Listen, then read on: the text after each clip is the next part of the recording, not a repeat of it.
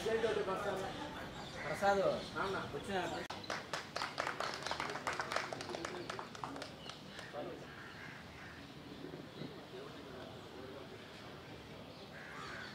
సమం స్థానం బ్రహ్మాండే నాస్తి కించన వెంకటేశ సమో దేవో న భూతో న భవిష్యతి వామే భూమి సుతా పురశ్చ హనుమాన్ పశ్చాత్ సుమిత్రా సుతః శత్రుఘ్నశ్చ విభీషణశ్చ శత్రుఘ్నః భరతశ్చ పార్శ్వదలయోః వాయువాదికోణేషు చ సుగ్రీవశ్చ విభీషణశ్చ యువరాట్ తారాసుతో జాంబవాన్ మధ్యే నీలసరోజకోమలరుచిం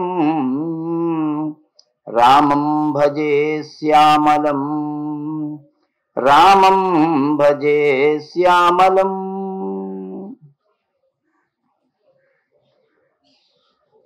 ప్రియ భగవద్బంధువులరా,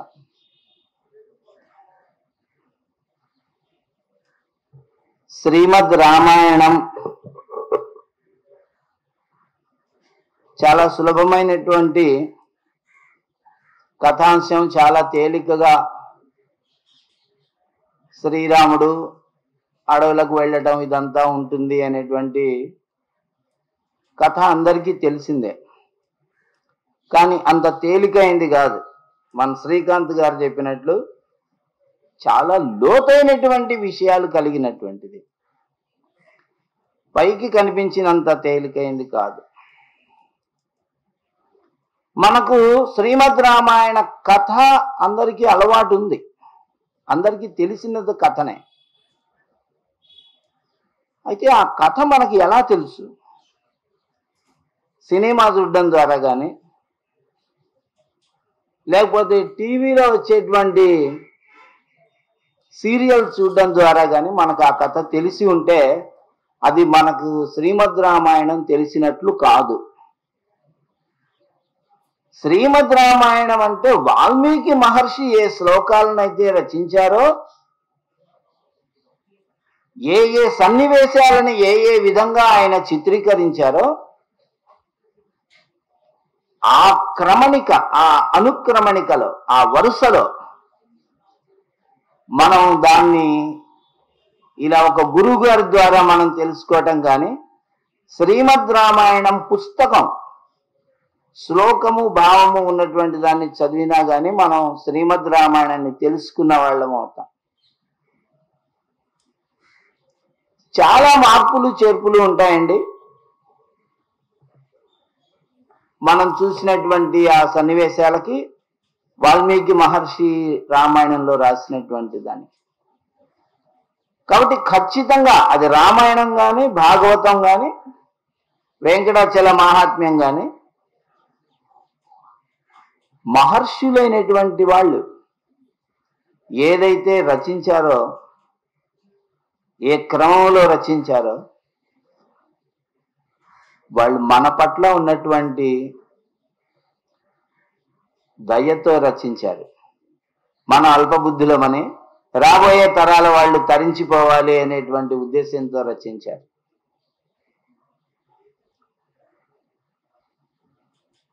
కాబట్టి ఆ పాత్రల మధ్య ఉన్నటువంటి సంభాషణలు, సన్నివేశాలు అవి మనం తెలుసుకోదగినటువంటి చక్కని విషయాలు. కైకేయి దశరథ మహారాజుని అడిగినటువంటి 2 వరాలు ఏమిటండి? శ్రీరాముడు 14 సంవత్సరాలు వనవాసానికి వెళ్ళాలి, భరతుడికి పట్టాభిషేకం చేయాలి. ఈ 14 సంవత్సరాలు అని అనడంలో 14 సంవత్సరాల కాలము ఒక వ్యక్తి ఆ ప్రదేశాన్ని విడిచి వెళ్ళిపోయి ఒకవేళ తిరిగి తర్వాత వచ్చినప్పటికీ కూడా ఆ రాజ్యం పైన అతనికి అధికారం ఉండదు. అది రాజధర్మం. ఎవరైతే 14 సంవత్సరాలుగా దాన్ని పరిపాలిస్తూ ఉంటారో అతనికి ఉంటుంది ఆ రాజ్యం పైన అధికారం 12 సంవత్సరాలకే వచ్చేస్తుంది. కనుకనే ఇంకొక 2 సంవత్సరాలు కూడా జోడించి 14 సంవత్సరాలని అడిగింది ఆవిడ. శ్రీరాముడు సునాయాసంగా ఒప్పుకున్నాడు వెళ్ళటానికి. చూడండి, ఇప్పుడు వరం ఇచ్చినదేమో దశరథ మహారాజు, వరాన్ని చెల్లిస్తున్న వాడేమో శ్రీరాముడు. దశరథ మహారాజు పాత్ర ఉంది ఇందులో, ఏమీ లేదు. ఊరికి అప్పుడెప్పుడో వరం అడిగితే ఇచ్చాడంతే.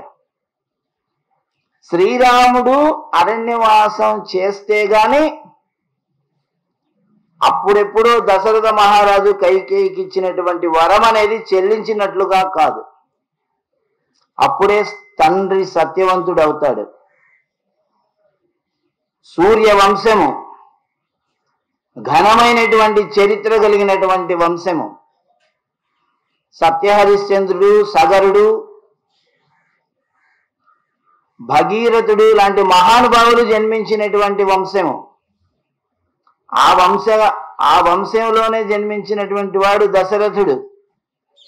అసత్యం అంటే ఏమిటో ఎరుగని వాడు. మరి ఈరోజు శ్రీరాముడు అడవికి వెళ్ళలేదు అని అంటే ఆయన ఆనాడు ఇచ్చినటువంటి వరం ఎలా సత్యమవుతుందండి? తండ్రికి అసత్య దోషము అంటకూడదు. తండ్రిని సత్యవంతుణ్ణి చేయాలి అనే ఏకైక లక్ష్యంతో కుమారుడు తండ్రి బాధ్యత తీసుకొని, అమ్మా నీవేమి చింతించొద్దు, నేను ఆనందంగా అరణ్యానికి వెళ్తాను.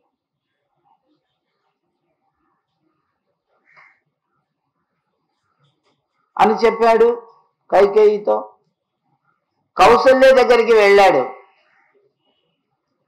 కౌసల్యతో చెప్పాడు, అమ్మ నేను ఈ విధంగా మన కైకేయి అమ్మ యొక్క కోరిక మేరకి అడవికి వెళ్ళొస్తానమ్మా. 14 సంవత్సరాలు ఇలా గడిచిపోతాయి, నేను వచ్చేస్తాను మళ్ళీ 14 సంవత్సరాల తర్వాత ఇక్కడికే వస్తాను, ఇక్కడ నీ సేవ చేసుకుంటానమ్మా, నేను నిన్ను సేవించుకోవడం కోసం నేను మళ్ళీ వస్తానమ్మా. కౌసల్య ఈ మాట విని శ్రీరాముడికి ఎన్నో చెప్పింది, వెళ్ళొద్దు నాయనా. ఎవరి మాట వినాలి శ్రీరాముడు? వెళితే గాని తండ్రి మాట సత్యం కాదు, వెళితే గాని కైకేయి తల్లికి తృప్తి కాదు. మరి వెళ్ళాలంటేనేమో తన కన్న తల్లి వద్దంటూ ఉంది, నేను వస్తాను ఆయన నీతో పాటు అంటుంది. కళ్ళ నీళ్లు పెట్టుకుంటుంది. శ్రీరాముడు చెప్పాడు, లేదమ్మా నీవు ఇక్కడే ఉండాలి, నువ్వు నాన్నగారికి సేవలు చేసుకోవాలి. ఒక స్త్రీకి కుమారుడు కాదు, భర్తయే పరమ దైవము. ధనవాన్ వా దరిద్రో వా భర్త దైవం కులస్త్రియ. స్త్రీకి ధనవంతుడైనా దరిద్రుడైనా ఎవరైనా సరే భర్త అనేటువంటి వాడే దేవుడు. కాబట్టి జీవితకాలం ఆయనకి సేవలు చేసుకొని తరించిపోవాలి. కుమారుడు అక్కడెక్కడో ఉన్నాడని కుమారుడి దగ్గరికి వెళ్ళి కూర్చోకూడదు, ఇక్కడ భర్తను చూసుకోవాలి. కనుక నువ్వు రాకూడదమ్మా అడవికి, నేనే వెళ్తాను అని ఒక స్త్రీ ధర్మాలు, ఒక భార్య యొక్క ధర్మాలు, ఒక భార్య అనేటువంటి వ్యక్తి కుటుంబాన్ని ఎలా సంరక్షించుకోవాలి, భర్తను ఎలా చూసుకోవాలి, సవతుల్ని ఎలా చూసుకోవాలి, బంధువులను ఎలా చూసుకోవాలనేటువంటి స్త్రీ ధర్మాలను శ్రీరాముడు బోధించాడు, తల్లికి బోధించాడు కౌసల్యాదేవి. అలా బోధించి నీవిక్కడ ఉండి నాన్నగారికి చక్కగా సేవలు చేసుకుంటూ ఆయన యొక్క ఆరోగ్యాన్ని కాపాడుకుంటూ కొత్తగా రాజైనటువంటి భరతునికి నువ్వు అండదండలుగా ఉండాలి. నేనే రాజునై ఉంటే నీవు నన్ను ఎలా సమర్థించేదానివో, తమ్ముడు భరతుడు రాజు అవుతున్నాడు, అతన్ని చక్కగా సమర్థిస్తూ అతన్ని నీవు రాజుగా నిలబెట్టాలి. భరతునికి తగినటువంటి సహాయకునిగా ఉండటానికి కావలసినటువంటి హెచ్చరికలను శత్రుఘ్నుని విషయంలో నువ్వు చెయ్యాలి. మన పూర్వులైనటువంటి సుమంత్రుడు మొదలైనటువంటి మంత్రులు, సేనాధిపతులు, మన కులగురువు అయినటువంటి వశిష్ఠ మహర్షి, పురోహితులు, వీళ్ళందరూ కూడా దశరథ మహారాజు పట్ల ఎలా వినయ విధేయతలతో ఉంటూ దశరథ మహారాజుకి ఏ విధమైనటువంటి పరిపాలన విషయంలో సహాయం చేస్తున్నారో అలా సహాయం చేస్తున్నారా లేదా అనే విషయాన్ని గమనించాలి. గమనిస్తూ వాళ్లకు తగిన సూచనలు నువ్వు చేస్తూ ఉండాలి. కాబట్టి నీవు నాతో పాటు అడవికి రావడం ఏంటమ్మా? ఎన్ని విషయాలను చెప్పాడు శ్రీరాముడు. ఈ విషయాలన్నింటినీ రామునితో పాటు పక్కనే ఉన్నటువంటి సీతాదేవి కూడా వింటూ ఉంది. సీతాదేవి ఏం చేసిందండి? ఈ విషయాలన్నీ చక్కగా వినేసి తర్వాత రాముడిని వెళ్ళొస్తానని చెప్పి సీతాదేవితో అన్నప్పుడు, ఏమండి నేను కూడా వస్తాను మీతో పాటు. అయ్యయ్యో, నీవు సుకుమారివి, నీవు అలా రాకూడదు, నీవు ఇక్కడుండు, అంతఃపురంలో ఉండు, నేను కదా వెళ్ళొస్తాను, 14 సంవత్సరాలు ఇట్టే గడిచిపోతాయి అని చెప్పినప్పుడు సీతాదేవి అన్నది, భర్త ఎక్కడుంటే అక్కడ ఉండాలి కదా, భర్త భార్య భర్త యొక్క సేవ చేసుకుంటూ ఉండాలి కదా, అదే కదా భార్య యొక్క లక్షణం. ఇప్పుడేగా నువ్వు మీ అమ్మగారికి ఉపదేశం చేశావు, మరి అలా అన్నప్పుడు నీవు అయోధ్యలో ఉంటే నేను అయోధ్యలో ఉండాలి, నీవు అరణ్యంలో ఉంటే నేను అరణ్యంలో ఉండాలి కదా అని రాముడు ఏ ధర్మాలనైతే తల్లి విషయంలో చెప్పాడో ఆ విషయాలన్నింటినీ శ్రీరాముడికి చెప్పి చర్చ చేసి శ్రీరాముడిని ఒప్పించింది సీతాదేవి. చూడండి, భార్యాభర్తలు అన్నదమ్ముల మధ్య ఎలాంటి అనుబంధాలు, ఎలాంటి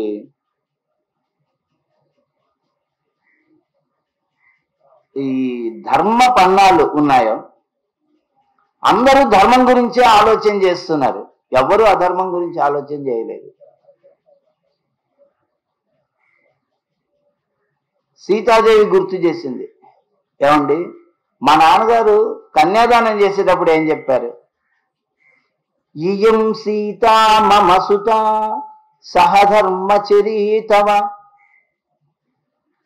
ప్రతీచ్ఛచైనం భద్రం తే పాణిం గృహీష్వ పాణినా.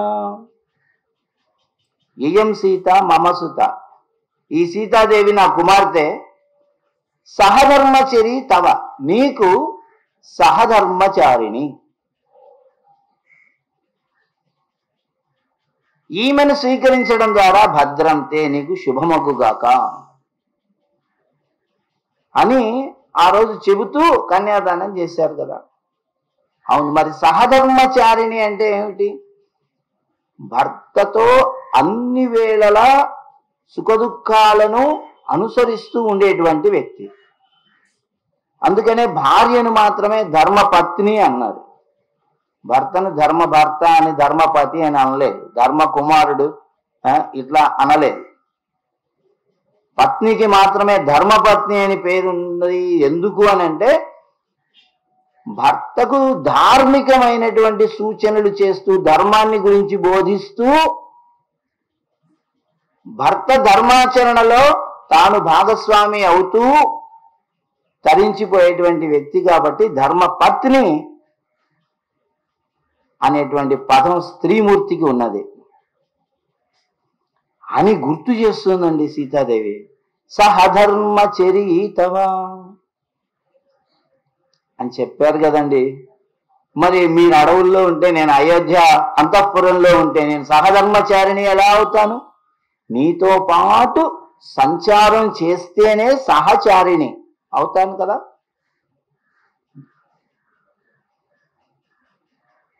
ఇలా శ్రీరాముని గురించి చర్చ కౌసల్య చేసింది, దశరథుడు చేశాడు, కైకేయి చేసింది, మంతర చేసింది, లక్ష్మణుడు చేశాడు, కౌసల్య సుమిత్ర చేసింది, వశిష్ఠ మహర్షి చేశాడు. శ్రీరాముడి చర్చ చేయని వాళ్ళు ఎవరున్నారు ఆ రోజు? అయోధ్య నగరంలో ప్రతి ఇంటిలోనూ శ్రీరాముడికి సంబంధించినటువంటి చర్చనే జరిగింది. అప్పటి వరకు మా రాముడు రాజు అవుతున్నాడు అని ప్రతి ఇంటా పండగ జరిగింది. కానీ ఎప్పుడైతే శ్రీరాముడు అడవికి వెళ్తున్నాడని విన్నారో ప్రతి ఇంటా అరే శ్రీరాముడు వెళ్ళిపోతున్నట్ట, నేను కూడా రాముడితో పాటు వెళ్ళాలి అనే ఆలోచన జరుగుతూ ఉంది. ఇంటింటిలో ప్రతి ఇంటిలో రామకథనే జరుగుతూ ఉంది. కానీ శ్రీరాముడు తన ప్రజల పట్ల ఎంత ప్రేమ గలవాడు అని అంటే, తన ప్రజలు బాధపడతారని తన ప్రజలకు అందకుండా వాళ్ళని దాటేసుకొని వెళ్ళాలి అనే ప్రయత్నం చేశాడు శ్రీరాముడు. సుమంత్రుడితో చెప్పాడు, రథం యొక్క వేగాన్ని పెంచండి, రథాన్ని మలుపులు తిప్పండి, ఇటు అటు. ఇటు మలుపు వచ్చినప్పుడు ఇటు తిప్పి అలా కొంత దూరం వెళ్ళి అక్కడి నుంచి మళ్ళీ అటు మలుపు తిప్పి అలా కొంత దూరం వెళ్ళి ప్రజలను కనుమరుగు చేసుకొని వెళ్ళాడు. రథం వేగంగా వెళ్ళినప్పుడు లేచినటువంటి ఆ దుమ్ముతో తర్వాత రథం కనపడకుండా ఉంటుంది ప్రజలకి. కనిపించినంత దూరం ప్రజలు వెంటబడి వస్తూ ఉన్నారు. ఇలా శ్రీరాముడు ప్రజలకు తెలియకుండా ప్రజలను దాటుకొని అరణ్యవాసం చేయడానికి వెళ్ళిపోయాడు.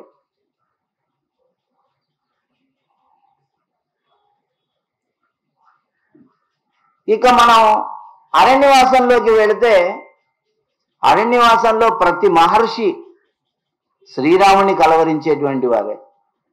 భరద్వాజ మహర్షి శ్రీరాముడిని చూశారు.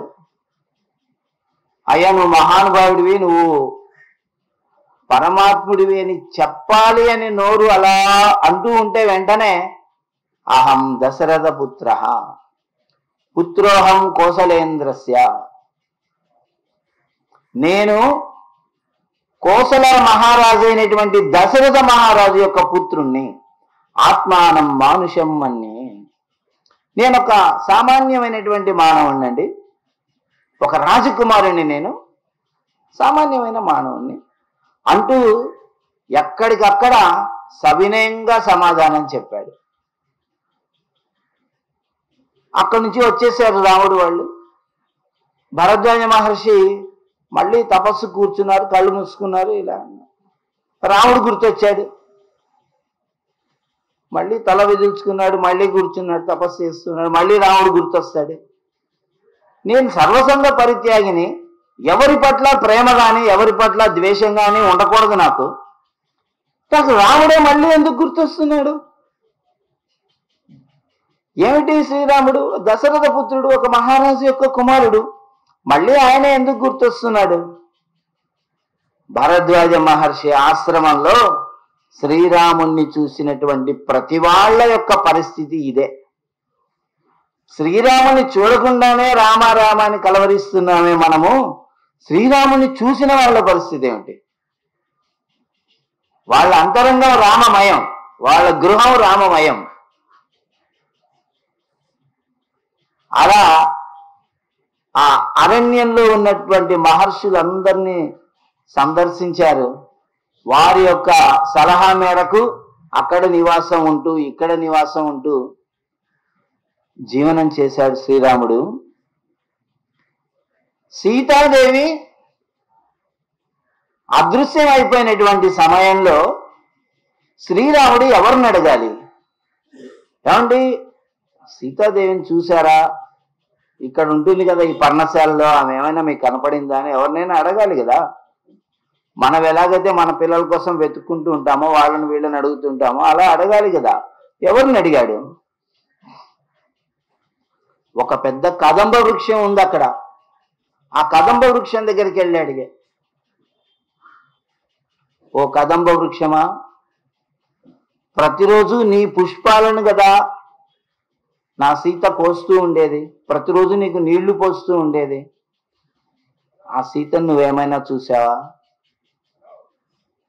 లేడి పిల్లల్ని అడిగాడు వెళ్ళి, ఓ లేడి పిల్లలరా, మీకంటే అందమైన కన్నులు గల నా సీత తన చేత్తో లేత లేత పచ్చగడ్డిని పట్టుకొని మిమ్మల్ని దగ్గరికి తీసుకొని తినిపిస్తూ ఉండేది, గోరుముద్దలు చేసి.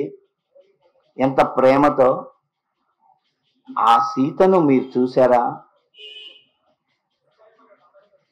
గోదావరి దగ్గరికి వెళ్ళి గోదావరి ప్రవాహాన్ని అడుగుతున్నాడు, అమ్మ గోదావరి తల్లి, ప్రతిరోజు నా సీత నీ దగ్గర ఇక్కడే కదా స్నానం చేసేది, ఈ నీళ్ళనే కదా ఎంతో ప్రేమతో తీయటి గోదావరి నీళ్ళంటూ తాగుతూ ఉండేది, ఇక్కడికి ఏమైనా వచ్చిందా? నా సీతను నువ్వేమైనా చూసావా? పర్వతాన్ని అడుగుతూ ఉన్నాడు. ఇలా పండ్ల వృక్షాలని, భూమాతని, శ్రీరాముడు ఆ ప్రకృతినంతా కూడా, ఆ వనంలో ఉన్నటువంటి పుష్పవృక్షాలని, ఫలవృక్షాలని, కుందేళ్లని, జింకలని, గజరాజాలని, వాటి దగ్గరికి వెళ్ళి సీత గురించి అడిగితే, శ్రీరాముడంతటి వాడొచ్చి అడుగుతూ ఉంటే వాటికి చెప్పడానికి నోళ్లు లేక అన్ని దక్షిణం వైపు ఇలా చూపిస్తున్నాయట. దక్షిణం వైపు తిరిగాయి జింకలు, ఇలా మెడను సాగదీసి చూపించాయి. చెట్లు దక్షిణం వైపుకు ఒరిగిపోయాయి.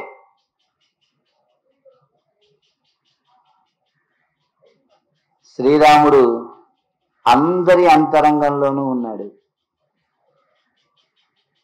పక్షిరాజు అయినటువంటి జటాయువు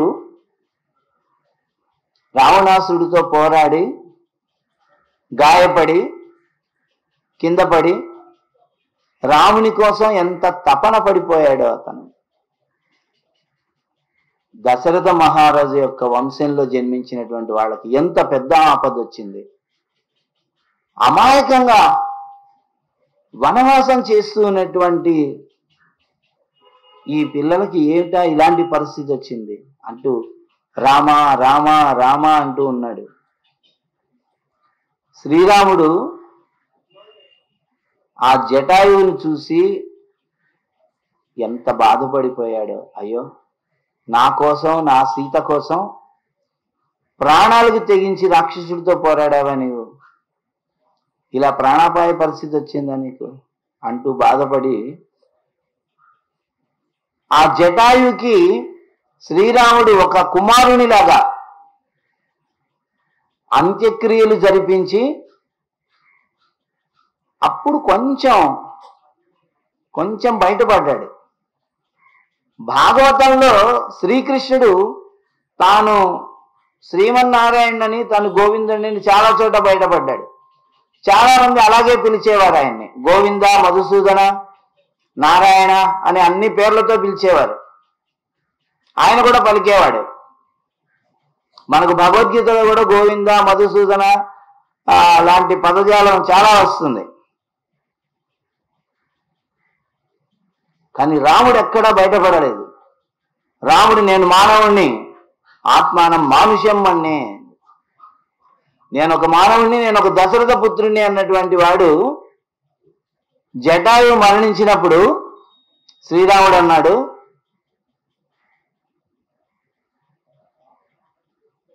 ఈ అశ్వమేధాది యజ్ఞాలు చేసినటువంటి వాళ్ళు, సోమయాగం చేసినటువంటి వాళ్ళు, వాజపేయ యాగం చేసినటువంటి వాళ్ళు ఎలాంటి స్వర్గలోకాలకు వెళతారో అలాంటి స్వర్గలోకాన్ని నీకు ఇచ్చేస్తున్నాను, నేను వెళ్ళు అన్నాడు. అలాంటి ఆ స్వర్గలోకాన్ని నేను ఇస్తున్నాను, నీకు వెళ్ళు. శ్రీమన్నారాయణుని కోసము తపించిపోయేటువంటి మహర్షులు యోగము ద్వారా తనువును త్యజించి ఏ పుణ్యలోకాలకైతే వెళ్ళిపోతారో ఆ పుణ్యలోకాలకి నిన్ను నేను పంపిస్తున్నాను, వెళ్ళు అంటూ ఆయనకు అంత్యక్రియలు చేసినటువంటి శ్రీరాముడు అతని ఆత్మని అనంత పుణ్యలోకాలకి పంపించేశాడు శ్రీరాముడు.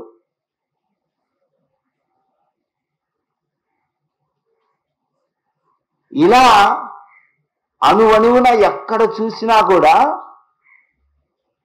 ప్రతి వ్యక్తి యొక్క హృదయంలో శ్రీరాముడి పట్ల అనంతమైనటువంటి భక్తి భావము. శత్రువులైనా కూడా శత్రువుల పట్ల కూడా అదే భక్తి భావమే. వాల్మీకి రామాయణం మీరు మొత్తం చదవండి ఒకసారి. శ్రీరాముని యొక్క గుణగణాలను కీర్తించని పాత్ర రామాయణంలో మనకు కనపడదు. ఏ ఏ పాత్రలు అయితే వస్తావో అందరూ కూడా శ్రీరాముని యొక్క గుణగణాలను చూసి ముచ్చట పడిపోయి వాళ్ళు తరించిపోయారు ఆ గుణగణాలని వర్ణించి. వాళ్ళు మహర్షులైనా రాక్షసులైనా మరొకరైనా. సుగ్రీవుడు ఒక్క ఆజ్ఞని ఇచ్చాడు. మనకి ఉపకారం చేసి పెట్టినటువంటి ఆత్మీయ మిత్రుడు శ్రీరాముడు, ఆయన ఆపదలో ఉన్నాడు. ఆయన ధర్మపత్నిని మనం వెతికి పెట్టాలి. వానరులందరూ రండి. గంధమాదన పర్వతం నుండి కోట్ల మంది వానరులు వచ్చారు. హిమాలయ పర్వతం నుండి కోట్ల మంది వానరులు, వింధ్య పర్వతం నుండి కోట్ల మంది వానరులు వచ్చారు. ఇలా ఏ ఏ పర్వతాలు అయితే ఉన్నాయో ఆయా పర్వతాలలో నివసిస్తున్నటువంటి కోట్ల మంది వానరులు ఇంట్లో భార్యా బిడ్డలకు చెప్పి రామ కార్యార్థమై వెళుతున్నాం, ఇది సుగ్రీవుని ఆజ్ఞ. శ్రీరాముని ధర్మపత్నిని మేము వెతికి పెట్టడానికి వెళుతున్నాం, ఎప్పుడొస్తామో తెలియదు అంటూ ఇంటిని రామమయం చేసి వచ్చారు. కేవలం ఒక్క సుగ్రీవుని ఆజ్ఞ మేరకి కోట్ల మంది వానరులు వచ్చారు. మనకి హనుమంతుడు కనిపిస్తాడు సీతాన్వేషణలో. హనుమంతుడికి శ్రీరాముడు అంగుళీయకం ఇవ్వడం, అంతమంది కోట్ల మందిలో హనుమంతుడు సమర్థుడు, ఇతడే చూడగలడు సీతాదేవినని స్వామి నమ్మాడు గనక ఆ ఉంగరం ఇచ్చాడు. కానీ హనుమంతుడితో పాటు సీతాన్వేషణ చేసినటువంటి వానరులు కోట్ల మంది ఉన్నారు. తూర్పు దిక్కుకు వెళ్ళిన వాళ్ళు, పశ్చిమ దిక్కుకు వెళ్ళిన వాళ్ళు, ఉత్తరానికి వెళ్ళినటువంటి వాళ్ళు, దక్షిణానికి వెళ్ళినటువంటి వాళ్ళు, కోట్ల మంది వానరులు. వాళ్ళందరూ కూడా శ్రీరామ శ్రీరామ అంటూ ఆ ఉత్సాహాన్ని తెచ్చుకొని శ్రీరాముడి కోసం కొండలు, కోనలు, నదులు, నగరాలు, పట్టణాలు, కొండల్లో ఉన్నటువంటి గుహలు అన్నిటినీ వెతికారు. ఏమండి, అన్ని కోట్ల మందికి నిద్రాహారాలు ఎట్లా, ఏ విధంగా? అది కూడా రామాయణంలో చాలా అందంగా వర్ణించారు. ఆ వానరులందరూ కూడా ఆ అరణ్యాలలో దొరికేటువంటి కందమూల ఫలాలన్నీ తినుకుంటూ, అంతే కదా, ఒక్క చెట్టుకు కాసినటువంటి పండ్లు ఆనందంగా తినేసి సీతాన్వేషణ చేసుకుంటూ వెళ్ళిపోయేవారు. శరదృతువులో చేశారు సీతాన్వేషణ. శరదృతువులో వెన్నెలలు కురుస్తూ ఉంటాయి కాబట్టి రాత్రి సమయం కూడా పగటిలాగే ఉంటుంది. కాబట్టి రాత్రి సమయంలో కూడా అన్వేషణ సాగించడం కోసమే శరదృతువుని ఎన్నుకున్నారు సీతాన్వేషణ కోసం. పగలు రాత్రి విశ్రాంతి లేకుండా సీతాన్వేషణ చేశారు. హనుమంతుడు లంకకు వెళ్ళినప్పుడు సీతాదేవితో మాట్లాడిన తర్వాత